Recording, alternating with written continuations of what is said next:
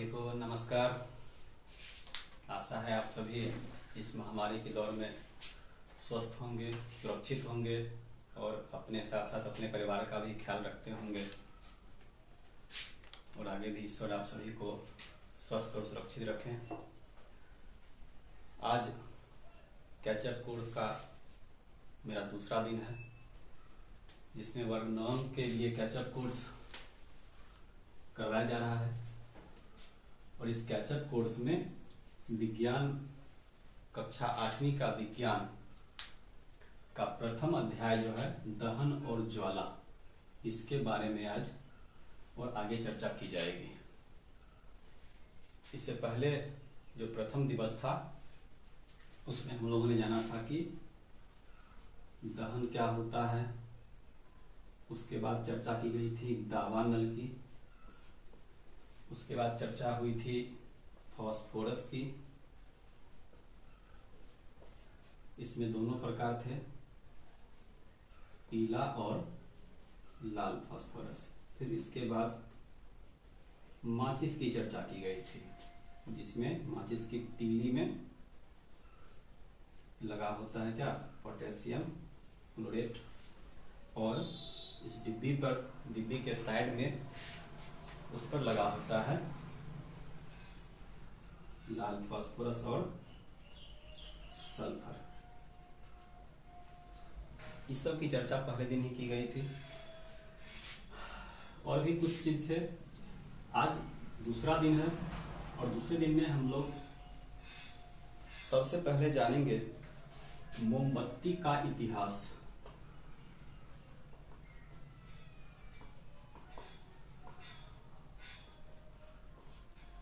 मोमबत्ती के इतिहास के बारे में हम लोग जानेंगे और इसमें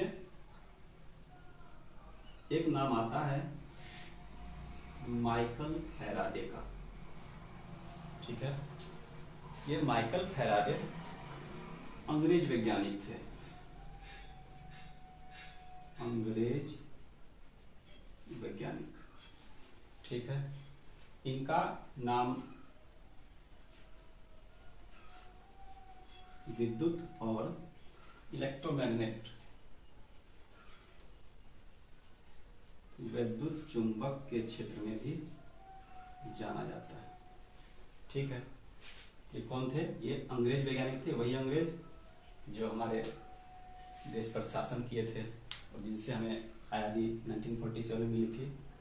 वही अंग्रेज वैज्ञानिक ये थे, मतलब ये इंग्लैंड के थे। इन्होंने मोमबत्ती का इतिहास लोगों के बीच जाकर बताया। बहुत चर्चाएं की लोगों के बीच जाकर कि मोम क्या होता है, मोमबत्ती का निर्माण कैसे होता है, बहुत सारी बातें थी। इसमें उन्होंने बताया कि मोमबत्ती जो होता है इसमें मोम जलता है। ठीक है, और उन्होंने बताया कि यह मोम जो है वह मधुमक्खी के छत्ते से भी प्राप्त किया जाता है। ठीक है, और यह मोम जो होता है यह एक हाइड्रोकार्बन है। क्या यह एक हाइड्रोकार्बन है? अब हाइड्रोकार्बन क्या होता है?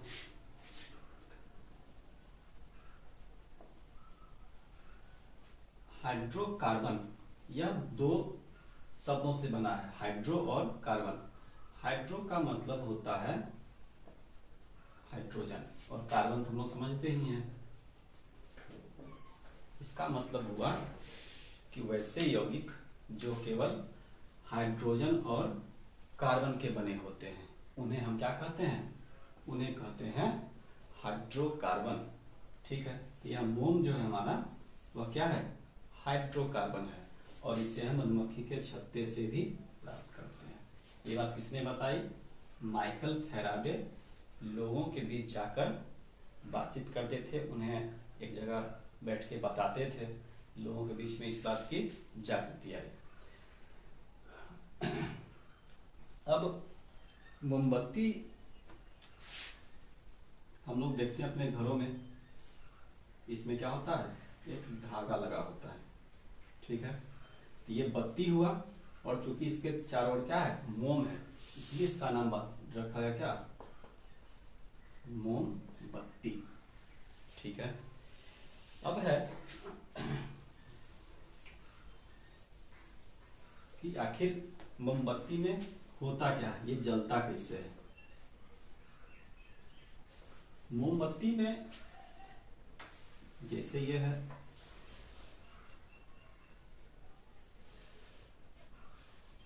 और यह जल रही है। इसमें क्या होता है कि जैसे ही हम इसमें आग लगाते हैं इसके बत्ती में, तो इसमें आग लगाने के बाद क्या होता है कि इससे गर्मी निकलती है, और इसी गर्मी निकलने से क्या होता है कि जो ठोस मोम है यह पिघलने लगता है। ठीक है।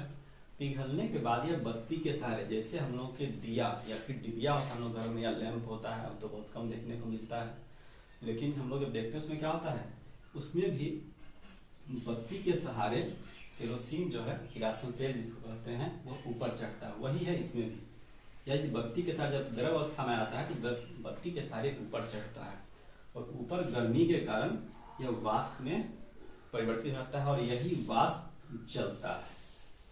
ठीक है। हम लोग ध्यान रखेंगे कि मोमबत्ती में क्या जलता है, मोम का वाष्प जलता है। ठीक है। और चूंकि मोम क्या है, हाइड्रोकार्बन है।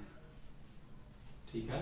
मोम क्या है, हाइड्रोकार्बन है, और किसी भी हाइड्रोकार्बन के जलने से क्या बनता है, H2O और CO2। मतलब क्या हुआ कि जल और कार्बन डाइऑक्साइड दोनों बनते हैं। तो हम पता कैसे करेंगे कि इससे जल भी बनते हैं और कार्बन डाइऑक्साइड भी बनते हैं। इसके लिए एक प्रयोग, उस प्रयोग में क्या है वो हम लोग भी कर सकते हैं। उसमें क्या करेंगे कि एक, यदि जलवाष्प हमको पता करना है, तो ये मोमबत्ती है जो जल रही है, एक बीकर या शीशे के ग्लास में बर्फ के टुकड़े डाल देंगे,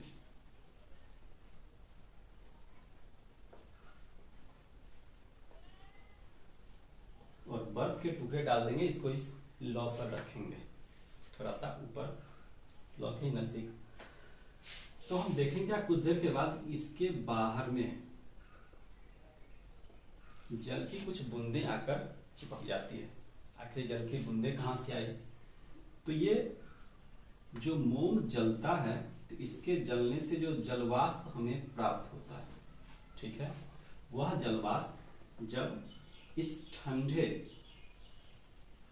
कंटेनर यानी कि बीकर या फिर जो गिलास है, शीशे का गिलास, उसके संपर्क में जब आता है तो यह द्रव में परिवर्तित हो जाता है, जो जल की बूंदें हमें यहाँ दिखाई देती है। इस तरह से हम पता कर लेंगे कि इस मोम के जलने से जलवाष्प निकलता है। ठीक है। अब है कि अब फिर हमें CO2 जानना है कि CO2 निकलता है, तो हम पता कैसे करेंगे।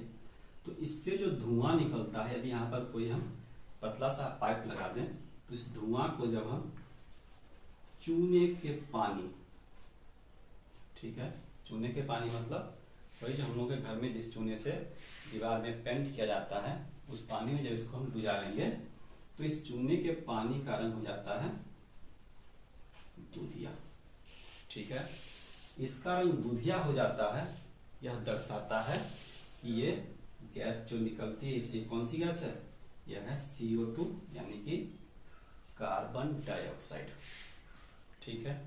इतनी बातें तो आप लोगों को समझ में आई होगी कि मोमबत्ती का इतिहास, इसमें सबसे अहम योगदान माइकल फैराडे का है, जो एक अंग्रेज वैज्ञानिक थे। उन्होंने बताया कि मोमबत्ती क्या होता है, मोम क्या होता है। फिर हम लोग जाना कि इसके जलने से क्या सब प्राप्त, जैसे जलवाष्प है, और फिर CO2 निकलता है, इससे हाइड्रोकार्बन है जो हाइड्रोजन और कार्बन से मिलकर बना होता है। तो हम लोग ये सब जानेंगे। अब आगे जानना है उष्मीय मान, कि कोई भी ईंधन जब जलता है तो उससे क्या होता है, उष्मा की प्राप्ति होती है।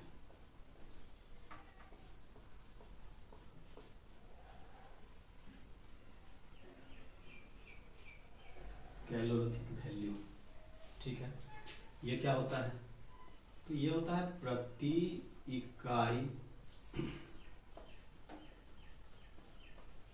किसी ईंधन के प्रति इकाई द्रव्यमान के जलने के पश्चात प्राप्त ऊष्मा की मात्रा को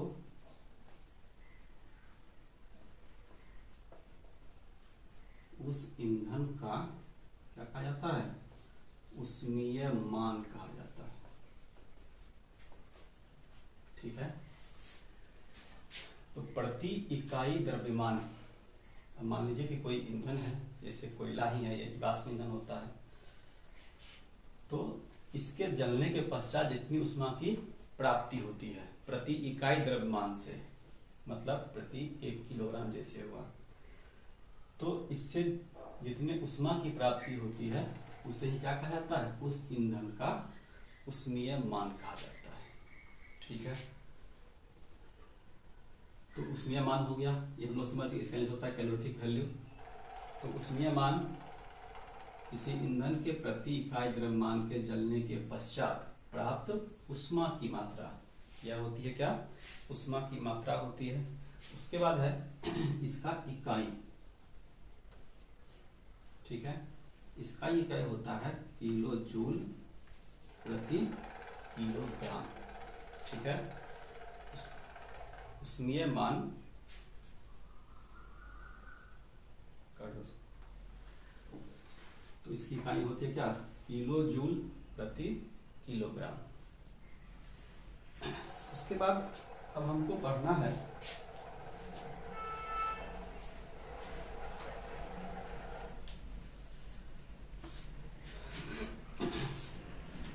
कि हम देखते हैं कि जंगलों में आग लग जाती है, या फिर जो कोयले के खान हैं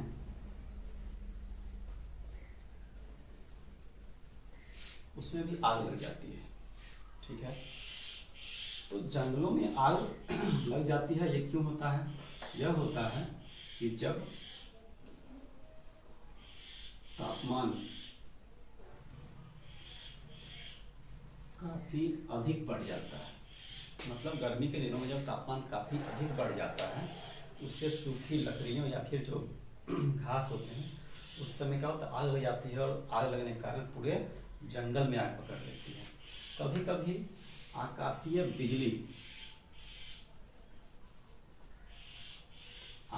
बिजली गिरने से भी जंगलों में आग लग जाती है।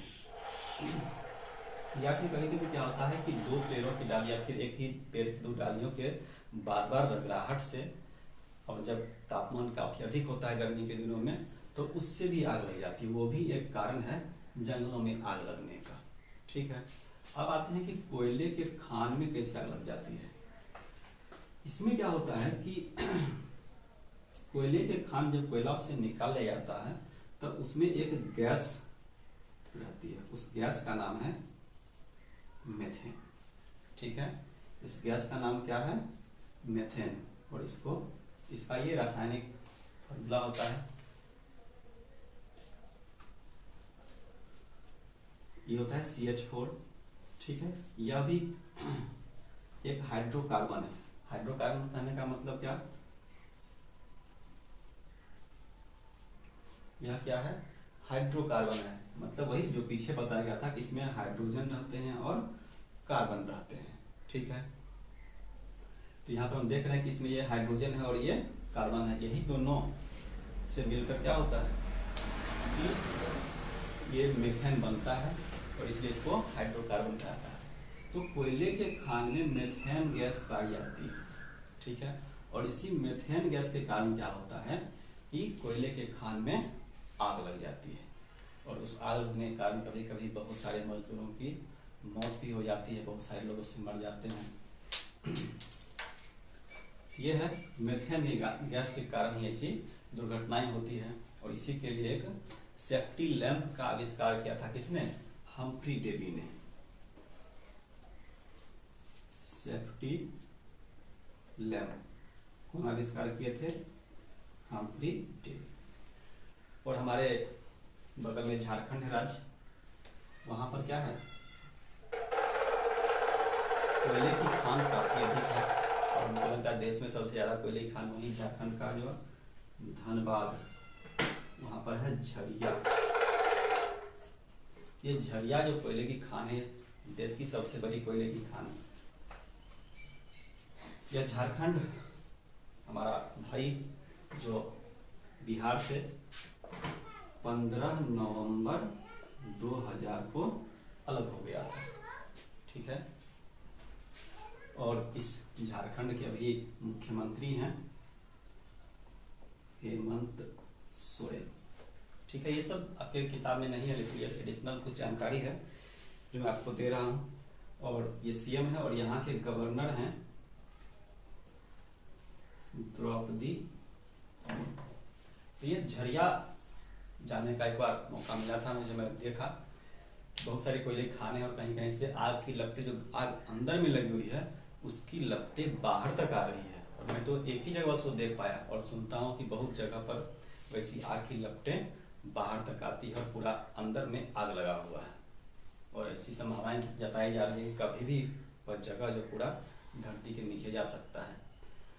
तो यह है झारखंड का धनबाद। धनबाद में है झरिया और यहाँ के मुख्यमंत्री हेमंत सोरेन अभी हैं और द्रौपदी मुर्मू वहाँ के राज्यपाल हैं। तो क्यों होता है कोयले खान में आग लगती है? यही मेथेन गैस के कारण। मेथेन का ये फॉर्मूला होता है क्या? CH4। मेथेन एक हाइड्रोकार्बन है और इसी के लिए सेफ्टी लैंप का आविष्कार किसने किया था? हम्फ्री डेवी ने इसका आविष्कार किया था।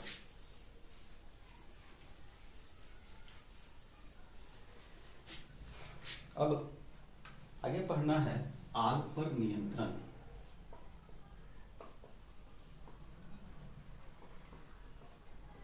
आग पर नियंत्रण कैसे करेंगे? जब अचानक कहीं पर आग लग जाती है, किसी घर में, कभी स्कूल में, कभी हॉस्पिटल में आग लग जाती है, किसी फैक्ट्री में आग लग जाती है, जंगलों में आग लग जाती है, तो उस आग पर नियंत्रण कैसे किया जाए? और आग पर उसमें जो नियंत्रण करने की प्रक्रिया उसका कहते हैं कौन?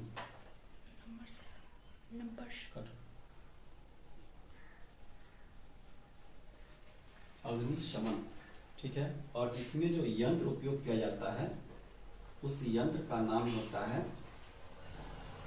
अग्निशामक यंत्र, ठीक है। इस यंत्र को क्या कहा जाता है? अग्निशामक यंत्र, ठीक। तो हम लोग देखे होंगे अपने विद्यालय में भी क्या होता है, एक रेड कलर का सिलेंडर होता है। सिलेंडर मतलब रेड कलर का रहता है, जो टंगा होता है, फिर कहीं नीचे रखा भी रहता है और उसका नाम होता है अग्निशामक यंत्र, ठीक। इसमें एक पाइप लगा रहता है और एक ऊपर में नॉब रहता है, मतलब एक बटन टाइप का रहता है। और उससे क्या होता है कि कभी अचानक यदि आग लग जाए तो इससे काम होता है आग को बुझाने का। आखिर इससे आग बुझ जाती है कैसे? तो ये अग्निशामक यंत्र दो प्रकार का होता है। एक तो ऐसा होता है जिसमें CO2 मतलब कार्बन डाइऑक्साइड गैस अति उच्च दाब पर भरी होती है उसमें, ठीक है। और उसमें क्या होता है, बटन जैसे ही दबाते हैं तो इस पाइप के माध्यम से बहुत तेजी से कार्बन डाइऑक्साइड गैस निकलती है और आग पर काबू पा लिया जाता है। एक तो ये प्रकार है। दूसरा प्रकार होता है, उसमें क्या होता है,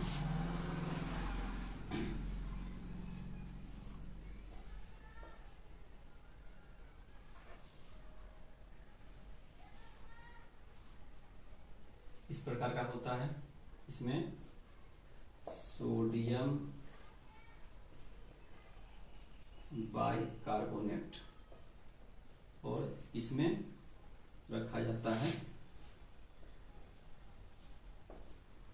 H2SO4 मतलब सल्फ्यूरिक अम्ल को रखा जाता है, ठीक है।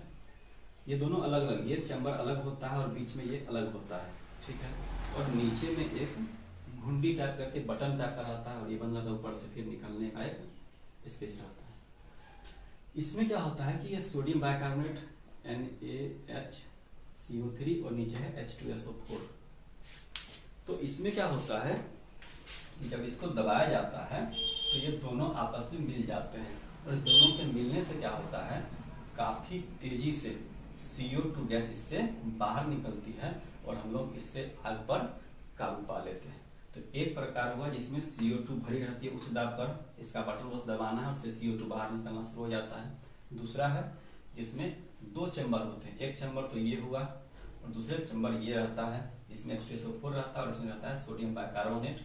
जैसे इसके बटन को दबाते हैं ये दोनों आपस में रिएक्शन करने लगता है और रिएक्शन करने के बाद क्या होता है कि इससे CO2 गैस बाहर निकलती है और उस बाहर निकलने से क्या होता है, जहाँ पर आग लगी होती है उस आग पर हम लोग काबू पा लेते हैं। तो अग्निशामक यंत्र जो होता है वो दो प्रकार का होता है।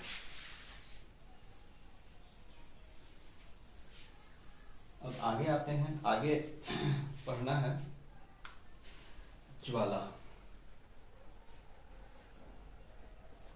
ये फ्लेम,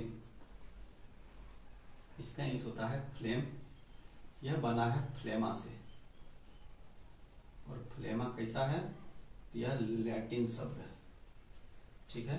फ्लेमा से बना है फ्लेम और फ्लेम होता है ज्वाला का अंग्रेजी, ठीक है। यह क्या होता है, दहन का वह गैसीय अवयव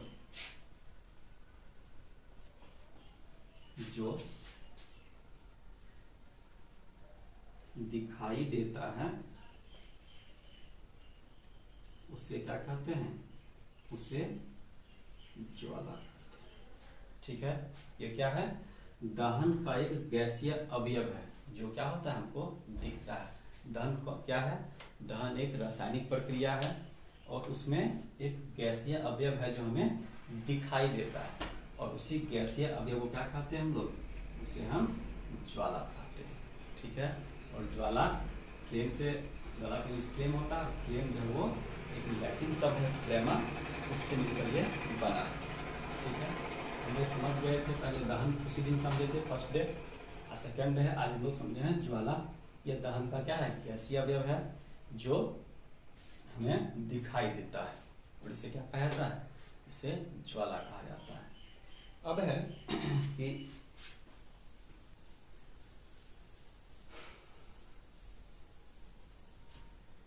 जो मोमबत्ती जब जलती है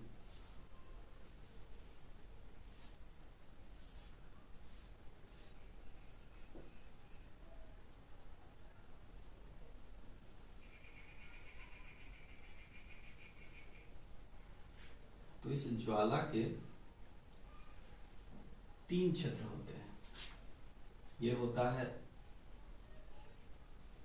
बाहरी भाग, ये होता है मध्य भाग और ये होता है अंतभाग, ठीक है। इस ज्वाला के तीन क्षेत्र होते हैं, बाहरी, मध्य और अंतर्भाग। तो बाहरी भाग जो होता है यह नीला होता है, ठीक है। और नीला के बाद यह अदीप्त होता है और इस बाहरी भाग में क्या होता है, पूर्ण दहन होता है।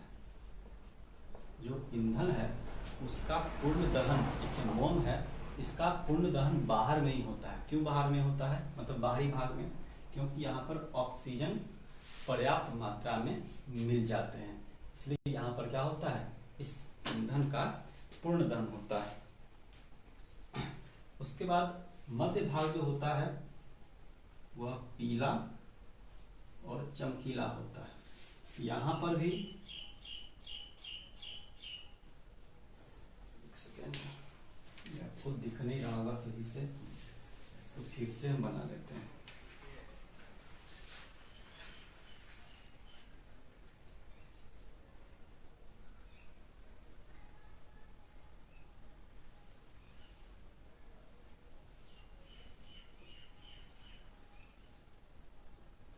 ये हो गया बाहरी भाग, ये मध्य भाग और ये है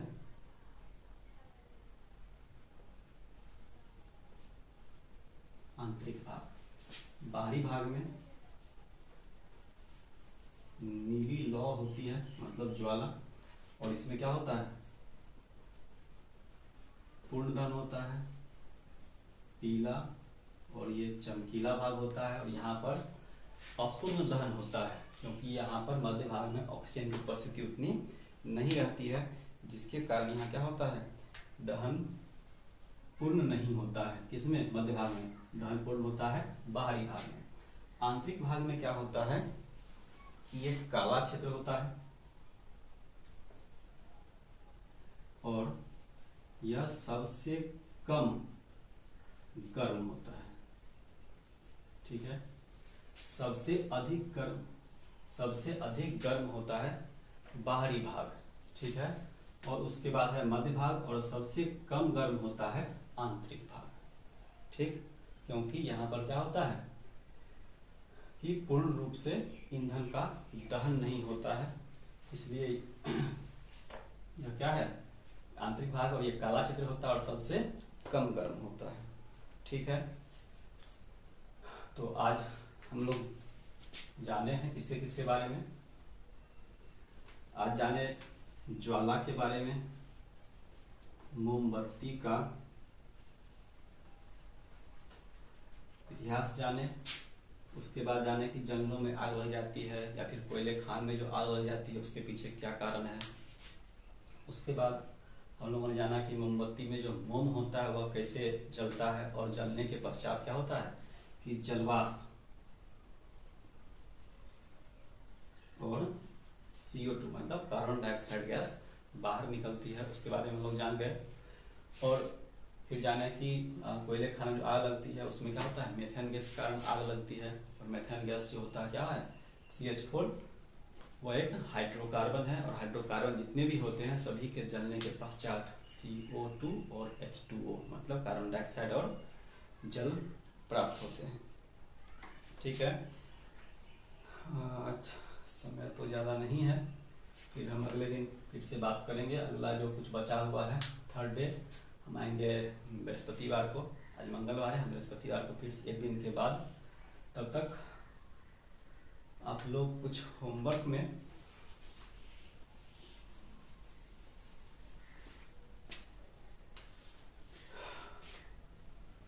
कुछ परिभाषाएं आप लिखते और कमेंट बॉक्स में डाल देंगे। उष्मीय मान का ये ज्वलन ताप जो फर्स्ट डे बताया गया था। फिर है कि कोयले खान में कौन सी गैस पाई जाती है। उसके बाद है अग्निशामक यंत्र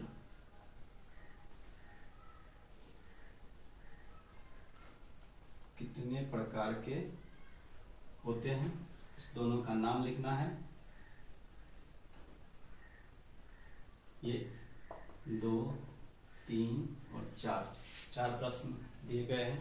इस चारों का आप आंसर लिखेंगे ताकि आपको कुछ रिवाइज हो जाए। और अभी तक जो पढ़ाया गया उसको, यदि आपको कोई दिक्कत है, कोई परेशानी है यदि वीडियो में देखने में, तो आप जरूर लिखेंगे। और भी कोई यदि दिक्कत है इस चैप्टर से तो आप क्वेश्चन लिख के डालें कमेंट बॉक्स में, ताकि आपको हम बता सकें, जितना हो सकेगा हम मदद कर सकेंगे। ठीक है, अपना ख्याल रखिए। अभी जो स्थिति है उसमें घरों में बने रहिए, और जब ज़्यादा ज़रूरत हो तभी आप बाहर निकलें, अन्यथा घर में ही रहें, सुरक्षित रहें, और अपने साथ साथ अपने परिवार का भी ख्याल रखें। धन्यवाद।